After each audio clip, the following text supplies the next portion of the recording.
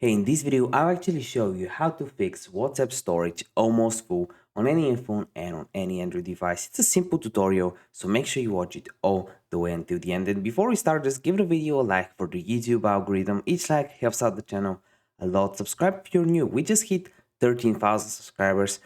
So yeah, let's start. What you want to do is obviously go on WhatsApp, open up WhatsApp, and click on storage and data.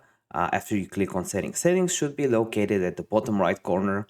From there, click on storage and data and click the first option, manage storage. So here you can see how many megabytes you have used. I just cleared my data, so I just have 79 megabytes used out of 14 gigabytes free. So if you want to clear anything, all you gotta do is go on any of these chats and just delete the photos or clear the cache from any of those. This is the first way to do it. The second is just going over to the settings on your iPhone device, or on an Android device, go to settings and then go to apps. On iPhone, go to general, click on iPhone storage, and now we want to search for WhatsApp, and after that we want to clear the cache. So on WhatsApp, go down to WhatsApp, offload the app, and then reinstall it again, which should clear the cache and fix the issue.